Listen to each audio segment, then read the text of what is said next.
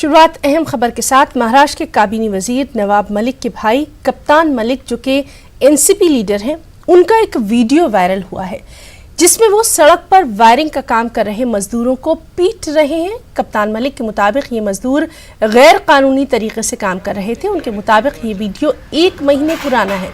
दूसरी जानिब नवाब मलिक ने वाज़ेह कर दिया है कि कोई भी शख्स हो, चाहे वो सियासी लीडर ही क्यों ना हो, कानून से बड़ा नहीं होता। अगर लोगों को लगता है कि ये गलत हुआ है तो कानूनी कार्रवाई जरूर होनी चाहिए। वर्क ऑर्डर बता इधर का।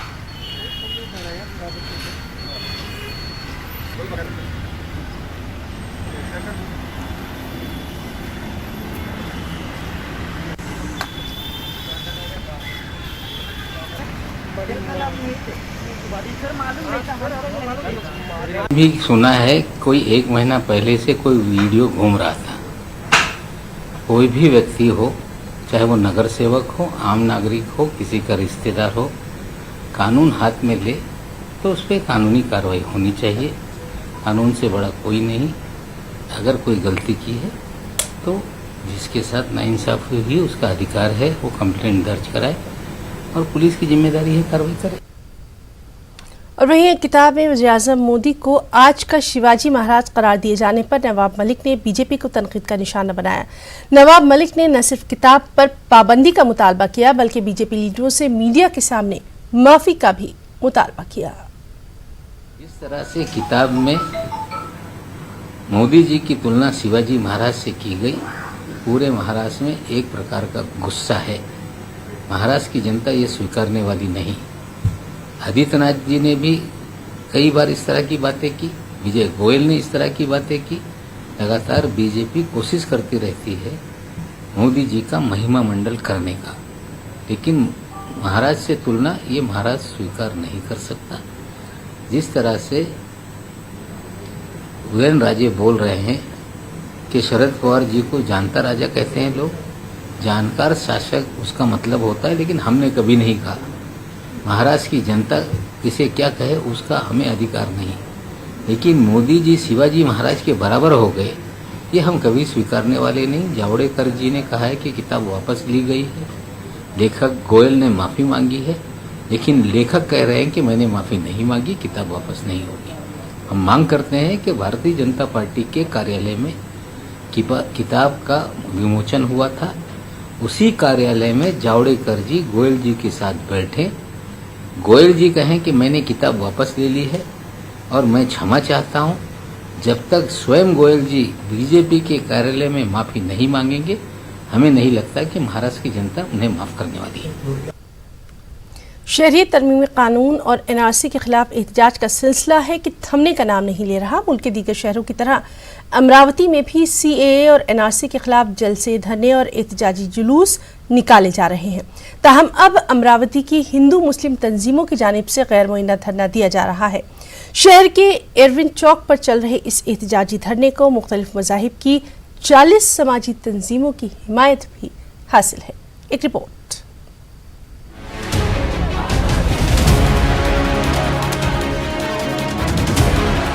शहरियत तरमीमी कानून और एनआरसी के खिलाफ मुल्क गिर पैमाने पर जारी एहतजाज में दिन ब दिन शिद्दत देखने को मिल रही है।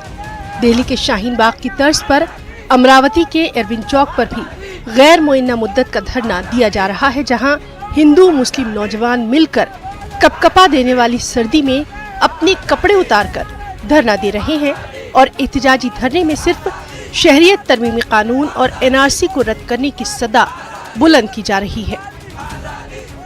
ये जो कानून लागू किया है, ये कायदा लागू किया है, ये कैंसिल होना चाहिए, क्योंकि ये सिर्फ मुस्लिमों का मुद्दा नहीं है। तो ये सब सिख, पंजाबी, सब मागास वर्गीय सब लोगों का ये मुद्दा है।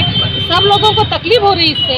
इसीलिए मैं ये भाजपा सरकार को बोलती हूँ कि ये कायदा रद्द करना चाहिए। बाबा साहेब अम्बेडकर ने जो संविधान को लिखा है, जो संविधान को बनाया, जिसकी हत्या की जा रही है, ये सिर्फ मुस्लिम समाज का मसला नहीं है, बल्कि हिंदुस्तान में रहने वाले सारे समाजों का मसला है। ये लड़ाई सारे समाजों की है। ये धरना एरविन चौक डॉक्टर बाबा साहब अम्बेडकर के मुजस्मे के करीब रखा गया है। एहतजाजियों की माने तो बाबा साहब अम्बेडकर ने दस्तूर हिंद लिखा और उसी दस्तूर को बचाने के लिए वो दिन रात उनके ही पुतले के करीब धरना दे रहे हैं। धरने पर बैठे एहतजाजियों ने मोदी हुकूमत पर दस्तूर हिंद को कमजोर करने का इल्जाम लगाया। ये बीजेपी सरकार जो है ये अंग्रेजों के फरमान पे चलने वाली सरकार है। इनके पूर्वजों ने भी डिवाइड एंड रूल का जो काम किया था, ये बीजेपी सरकार भी यहाँ के भारतीय नागरिकों को बांटकर यहाँ पर राज करना चाहती है। ये काला कानून नहीं चलेगा। जो नया कानून नागरिक कायदा लगाया है यह नहीं होना चाहिए। यही आज़ाद भारत में सभी ने अपनी कुर्बानी दी है और सभी को रहने का हक है। जिस तरह महात्मा गांधी, जवाहरलाल नेहरू जी इन्होंने जो आज़ादी दी है उसी आज़ादी की तरह ये होना चाहिए। यह कानून सबके लिए घातक है। एहतजाजियों ने इंतबाह दिया कि हुकूमत अगर इस कानून को रद्द नहीं करती तो वो सड़कों पर उतरकर इसके खिलाफ पुरजोर एहतजाज करेंगे। न्यूज़ 18 उर्दू के लिए अमरावती से कमर काजी की रिपोर्ट।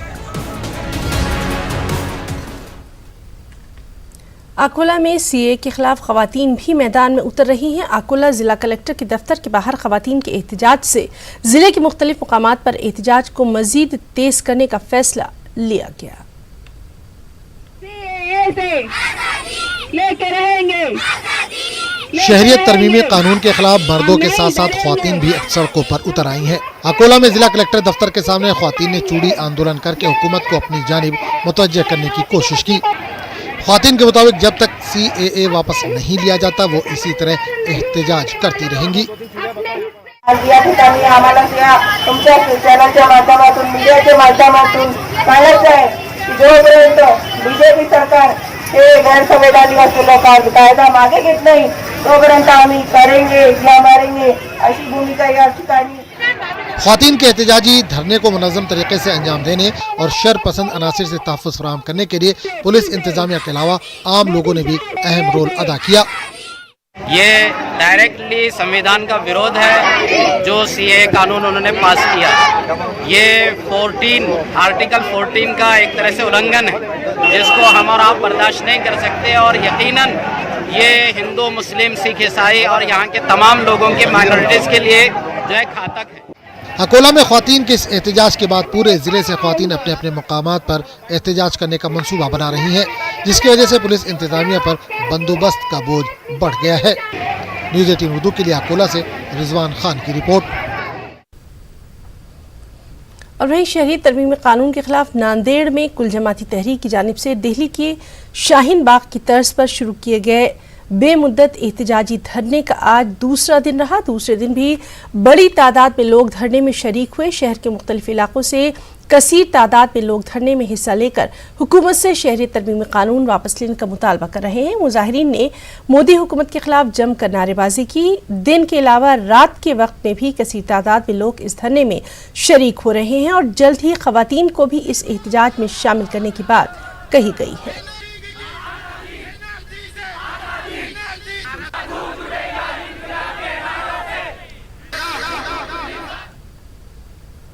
नांदेड़ में शहरी तरमीमी कानून के लिए चलाई जा रही मुहिम में असातिज़ा को जोड़ने के लिए कुल जमाती तहरीक की जानिब से असातिज़ा की कॉन्फ्रेंस का इनेकाद किया गया।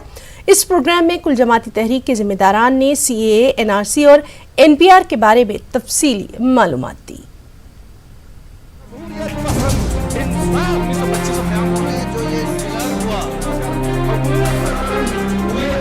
CAA, NRC और NPR के मसले पर पूरे मुल्क में चलाई जा रही एहतजाजी तहरीक के तहत अलग अलग प्रोग्राम किए जा रहे हैं। ये प्रोग्राम भी अपनी नौइयत का एक अलग प्रोग्राम है जिसमें शोबे दरस व तदरीस से ताल्लुक़ रखने वाले असातिज़ा को शामिल किया गया है। दिल्ली की जामिया मिलिया इस्लामिया JNU से तलबा और असातिज़ा के जरिए उठी आवाज़ पर नांदेड़ में भी असातिज़ा के लिए कॉन्फ्रेंस का इनेकाद किया गया। यही तो आपका एक शोबा है, दरस व तदरीस का शोबा।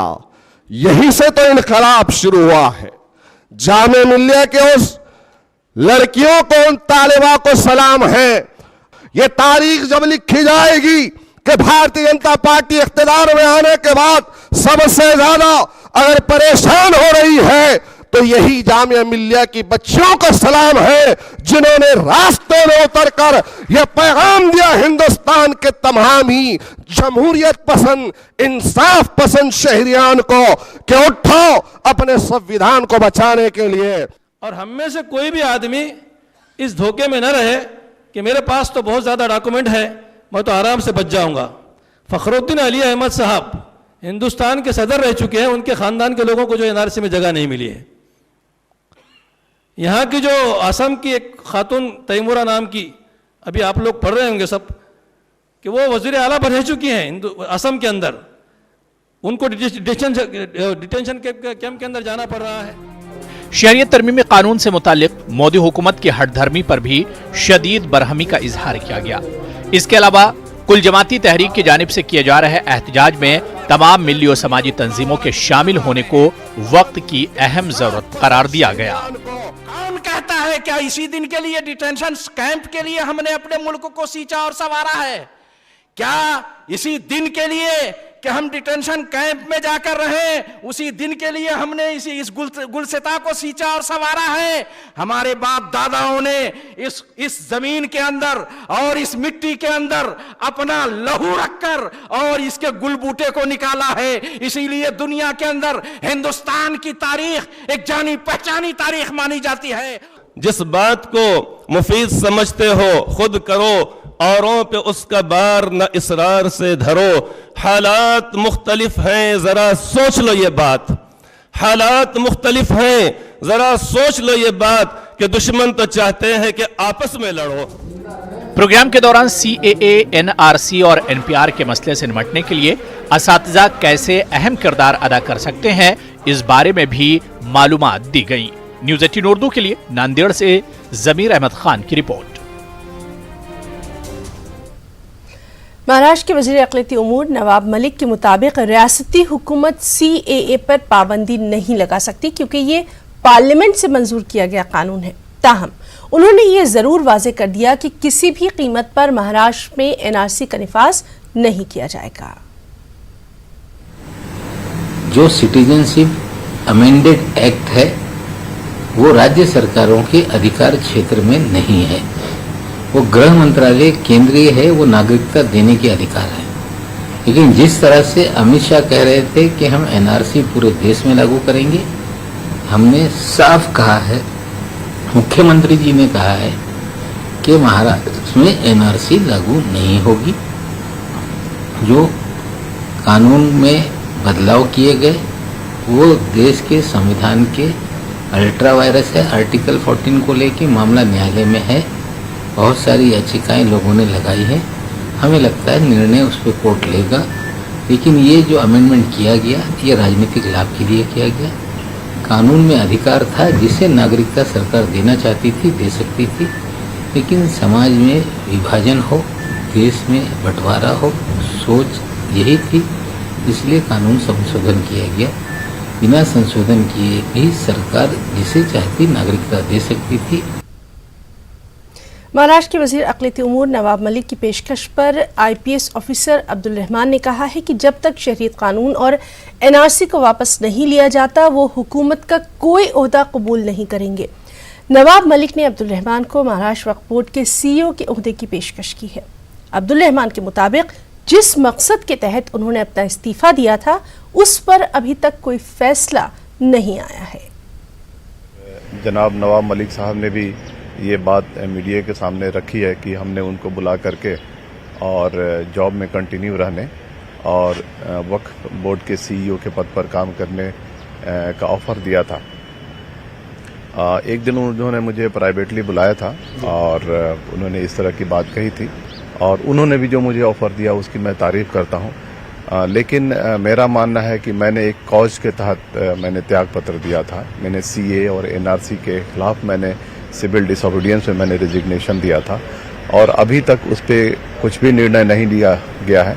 तो मैं भी फिलहाल इस पर मैंने कोई निर्णय नहीं लिया। अकोला में कच्ची मेमन जमात की तरफ से जिला अस्पताल में मरीजों को गर्म कपड़े और कंबल तकसीम किए गए। मुफ्ती अब्दुल रशीद कारंजावी के हाथों जिला अस्पताल के डीन को कंबल और कपड़े मुहैया कराए गए, जिसके बाद अस्पताल इंतजामिया ने गरीब और जरूरतमंद मरीजों में ये कंबल तकसीम किए।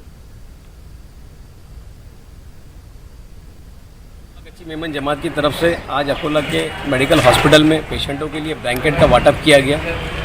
सर्दी का आलम बहुत ज़्यादा है, इसलिए अकोला कच्ची मेमन जमात ने जो यहाँ पेशेंट है उनके लिए ब्लैंकेट का वाटअप किया। और अब खास बात कर्नाटक की खबरें। सबसे पहले सुर्खियां।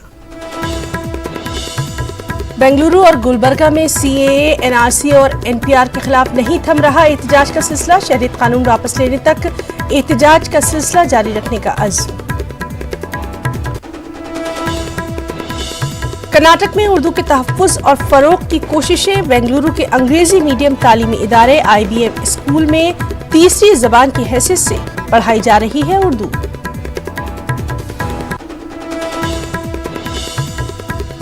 और बीदर की वक्फ जायदादों के लिए ग्रांट को मंजूरी। हमनाबाद की ईदगाह के लिए भी 15 लाख रुपए मंजूर। वज़ीर औक़ाफ़ के इक़दाम की सताइश।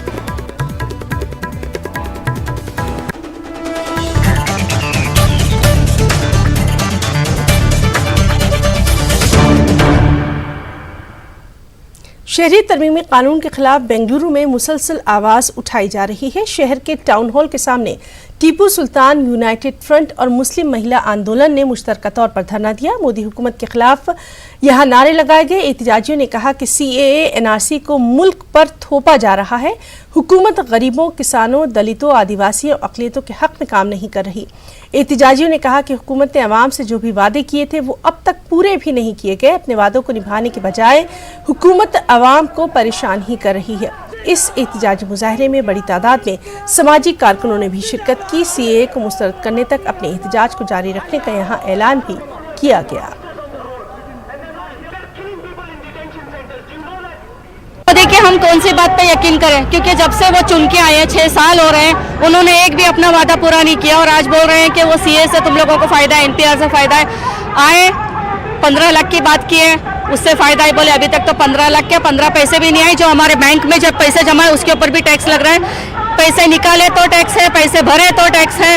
तो पीएम मोदी की कौन सी बात पे हम भरोसा करें? पीएम मोदी की एक भी बात पे हमको भरोसा नहीं है। और एनआरसी, एनपीआर और सीए के बारे में तो बिल्कुल भरोसा नहीं है। और एक गुजारिश ये भी है पीएम से हमारी कि जब वो बीजेपी और सीए के फेवर में जो भी रैली निकालते हैं उसमें जो लोगों को इन्वाइट करते हैं उनको सीए के बारे में मालूम नहीं है, एनपीआर के बारे में मालूम नहीं है और एनआरसी के बारे में मालूम नहीं है, क्योंकि वो पैसा देके पब्लिक बुलाई जा रही है। तो बचाओ बोल बोल के सबको तकलीफ दे रही। हिंदुस्तान में गरीबा लाचारा रोड पहुंच रही, उनकी लाचारी क्या है देखनी नहीं लोग। इनको परेशानी ये नहीं है कि उन्हें गरीब झोपड़ी में कैसा सो रहा, उसे बारिश पड़ा तो उसे कैसा पानी टपकता।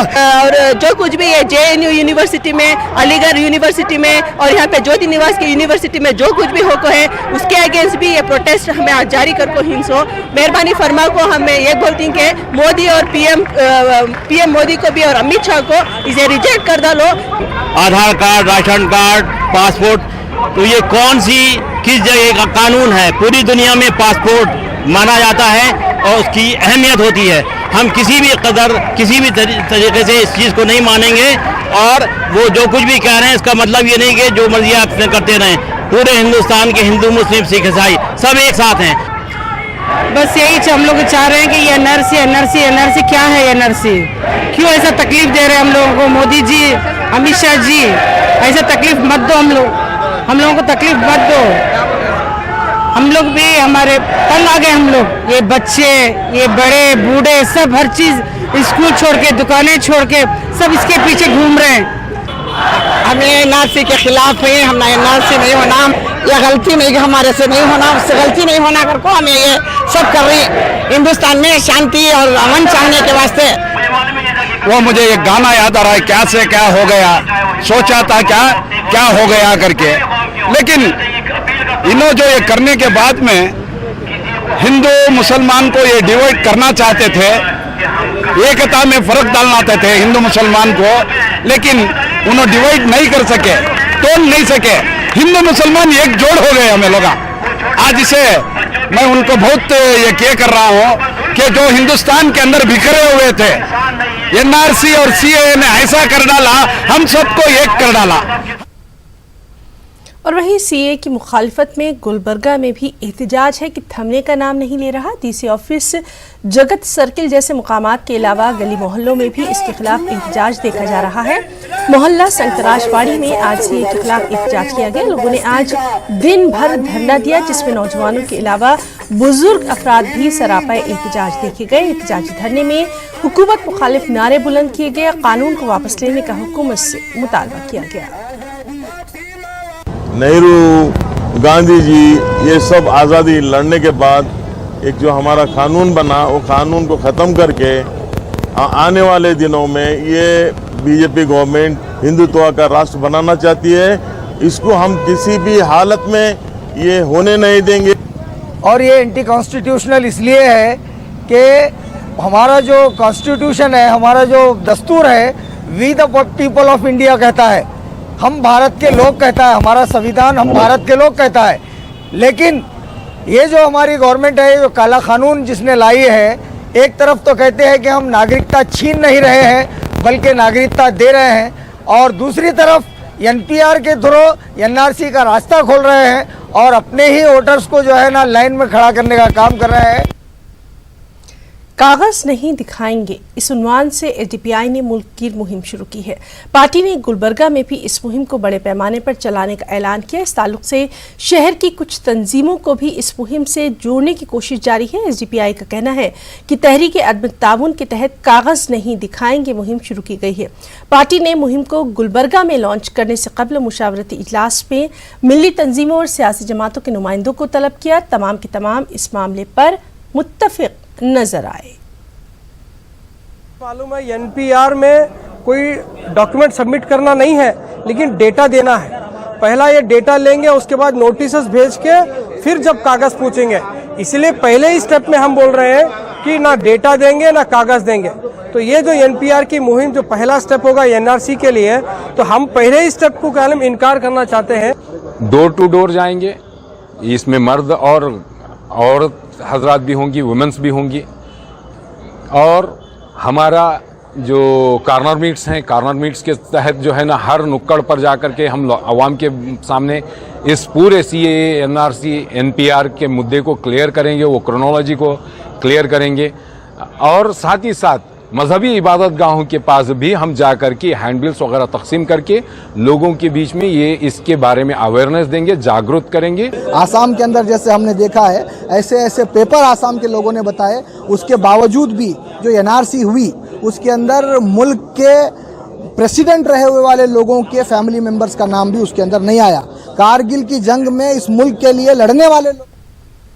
सीए के खिलाफ गुलबर्गा की मेडिकल बरादरी भी सामने आई है। मेडिकल फ्रेटर्निटी ने 16 जनवरी को इसके खिलाफ तमापुरी सर्किल से डीसी ऑफिस तक एक एहतजाजी रैली निकालने का ऐलान किया है। इस एहतजाजी रैली में allopathic doctors, dental practitioners, Ayush practitioners, pharmacist, nursing, paramedics और मेडिकल रिप्रेजेंटेटिव शिरकत करेंगे।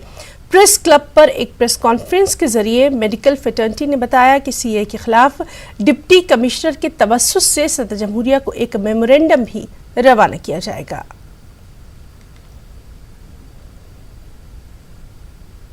कर्नाटक में अंग्रेजी और कन्नड़ा मीडियम स्कूलों में उर्दू जबान को एक मजमून की हैसियत से ही पढ़ाया जा सकता है।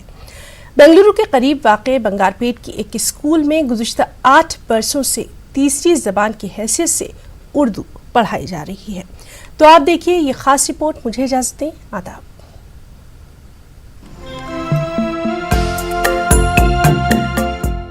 बंगलुरु के करीब वाक़े बंगारपेट की IBM स्कूल का जरिया तालीम अंग्रेजी है, लेकिन यहाँ उर्दू जुबान एक मजमून की हैसियत से पढ़ाई जा रही है। इदारे के एजाजी सेक्रेटरी इकबाल अहमद की कोशिश के बाद महकमा तालीम ने न सिर्फ उर्दू को मंजूरी दी बल्कि उर्दू की निसाबी किताबें भी शाये करवाईं। अब यहाँ छठी जमात से लेकर 10वीं जमात तक तमाम बच्चे उर्दू को तीसरी जुबान की हैसियत से पढ़ रहे हैं। SSLC के इम्तहानात में भी उर्दू शामिल है।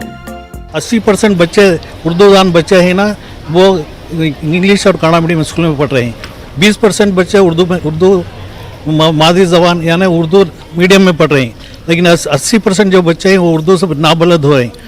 इसलिए अगर ये फार्मूला राइज कर दिया गया तो इंशाल्लाह उर्दू जिंदा हो जाए। IBM स्कूल के असातिज़ा कहते हैं कि बच्चे अंग्रेजी, कन्नड़ और दीगर जुबानें जरूर सीखें, लेकिन मादरी जुबान उर्दू को न भूलें। वालिदैन भी बच्चों को उर्दू से महरूम न रखें। मगर यहाँ पे क्या होता है कि सब प्रेफरेंस इंग्लिश और कन्नड़ा पे दे रहे हैं। कन्नड़ का होने के नाते कन्नड़ा सीखना ज़रूरी है, हिंदुस्तानी होने के नाते हमें हिंदी सीखना ज़रूरी है, मगर उर्दू जो है शीरनी ज़बान है और हम मुसलमानों में ऑलमोस्ट क्या हो रहा है कि उर्दू ज़बान को अहमियत ही नहीं मिल रही। जब हम लोग उर्दू ज़बान को अहमियत ना दें तो आने वाली जनरेशन जो है, आने वाली नस्लों को उर्दू का पता ही नहीं चलेगा। इसीलिए एटलीस्ट हम लोगों को एक subject as a third language Urdu ज़बान रखना बहुत ज़रूरी है, क्योंकि अगर हम लोग इसको खो देंगे तो शायद हमारा वजूद ही ना रहे, उर्दू ज़बान का वजूद ही ना रहे। इसलिए मुनासिब समझा गया कि उर्दू को थर्ड लैंग्वेज के तौर पे अपने यहाँ निसाब में शामिल कर लिया जाए। ये हमारे इकबाल साहब की कोशिश थी उर्दू की हिफाजत के लिए, उर्दू को बचाने के लिए। और जब तक उर्दू हमारे मुस्लिम बच्चों में ये लैंग्वेज पढ़ने को नहीं मिलेगा, जब तक जो है अब हमारे एतबार से, हमारे मुस्लिम हिसाब से उन्होंने तरक्की नहीं कर सकते। अंग्रेजी के गलबे के बाद कर्नाटक में उर्दू मीडियम स्कूल की तादाद दिन ब दिन कम होती जा रही है। मुस्लिम तबके के 80% तलबा अंग्रेजी और कन्नड़ मीडियम स्कूलों में तालीम पा रहे हैं। सहलसानी फार्मूले के तहत ज्यादातर स्कूलों में उर्दू के बजाय हिंदी या कोई और जुबान शामिल की गई है, जबकि 1989 से ही हुकूमत का जियो मौजूद है, जिसके तहत उर्दू को भी तीसरी जुबान की हैसियत से पढ़ाने की हिदायत है। IBM स्कूल के जिम्मेदार कहते हैं कि उर्दू वाले अपना हक मांग कर नहीं, छीन कर लें। अंग्रेजी और कन्नड़ा स्कूलों में उर्दू मजमून मुतारफ करवाने की जिद्दोजहद करें। इस सिलसिले में महकमे तालीम पर दबाव डालें। बंगलुरु से रऊफ अहमद।